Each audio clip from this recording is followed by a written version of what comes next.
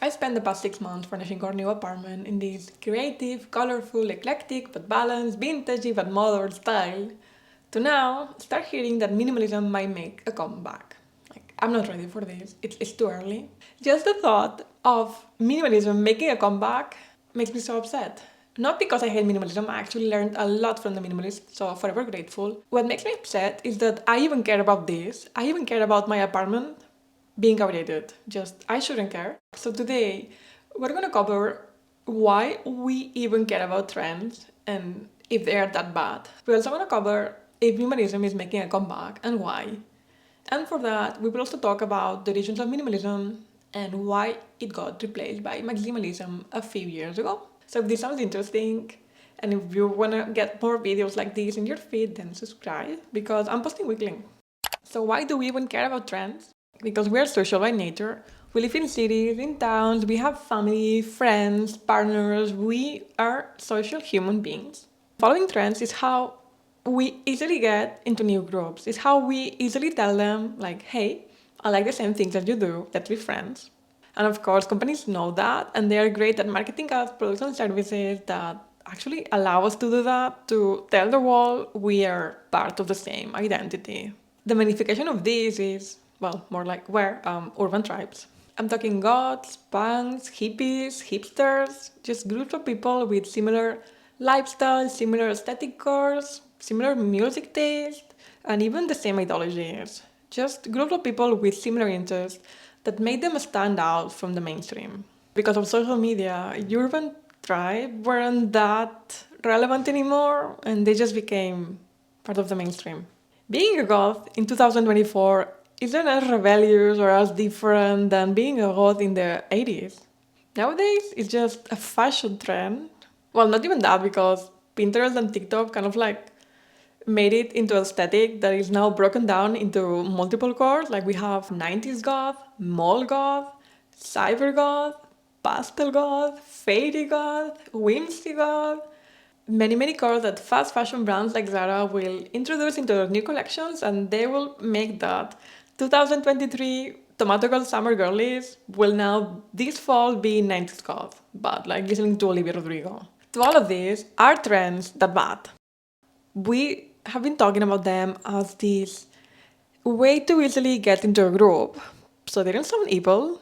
The problem is that A, trends are usually a waste of money, and B, that they really mess up with your identity. The trend cycle used to take about 10-20 years, but now it can take months or even weeks because of microtrends. So in a very short lifespan, you go from, oh, what's that, to I like it, I'm gonna buy it, to wear it happily, and then like, that's cringe, I'm just gonna leave it in the back of my closet until I declutter it. And then the cycle starts again because you just found a new microtrend that you want to engage into. It's an endless cycle that can really mess up with your identity, because how can you know who you are if the market keeps redirecting your interest as they please so they can get your money? But not all trends are bad, like not all of them end in a landfill. They actually are powerful, they move masses, not as deep as an identity deep like urban tribes deep, but we've only been talking about fashion and home decoration trends, but trends actually affect every aspect of our lives. Taking as an example, when Marie Kondo got all of us decluttering, and that nowadays people are more conscious about the benefits of strength training, or the people in TikTok are now realizing that they can use reusable water bottles and that they can cut open their cream so they can get to the last drop. Very normcore, right? This is what like most of us have been doing all our lives. As silly as this trend feels, it's good that they're learning and it's good for the planet, so trends can be good. They move masses, it's just a matter of who is behind them.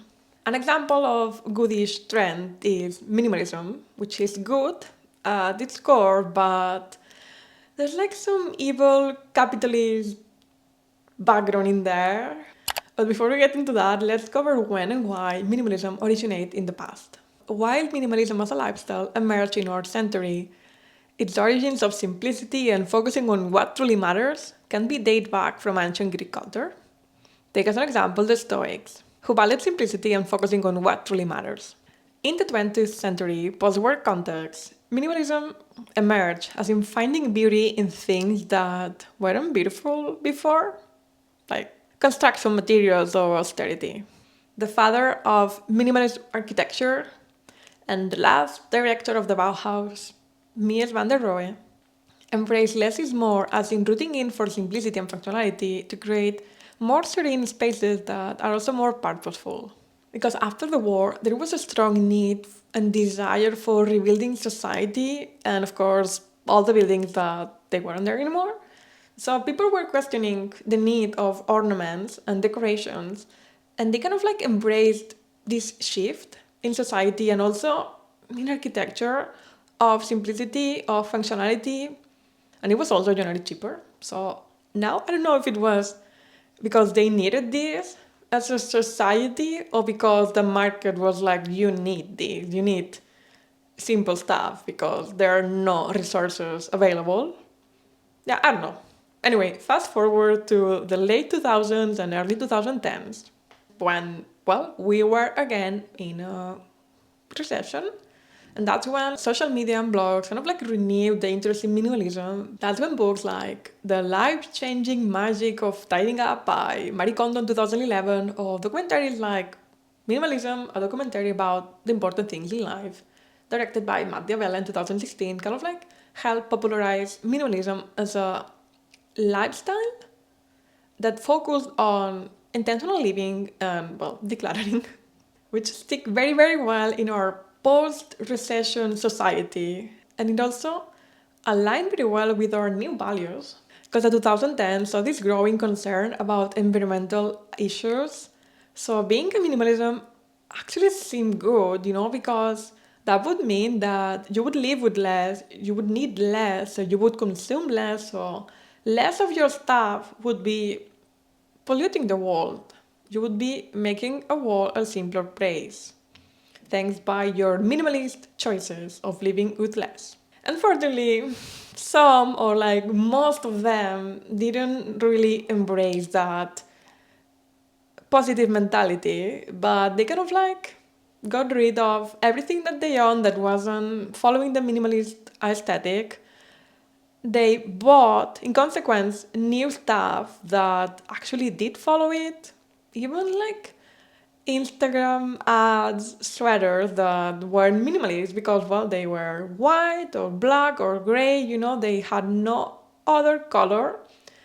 And, these people, they kind of like had to engage into this lifestyle and kind of like follow the trends too and consuming those new trends instead of reusing what they already had, which would be more like a minimalist behavior. But as we talked about before, when you engage into a trend, it's because you're social by human nature and it's because you like it and you want people to know that you are a part of them, so they can like you back. Also, let's take in consideration that these minimalism also encourage people to kind of like buy expensive furniture with a very specific aesthetic, which most likely was expensive because it was meant to be durable, but not everyone could afford that furniture, so that's why I said that minimalism was kind of like hiding this evil capitalist core in reality. And the problem is that all of these got a bit out of hand. All of these content creators really made us feel bad because we had too much. Like every time that we were moving to a new country, I was seeing all my clutter and I was like, I'm such a terrible person. I'm buying so much. This is not good for the planet. Like I should be more of a minimalist, but for most of them to be a minimalist, that meant that they threw away all of their possessions to buy new ones that were following the trend.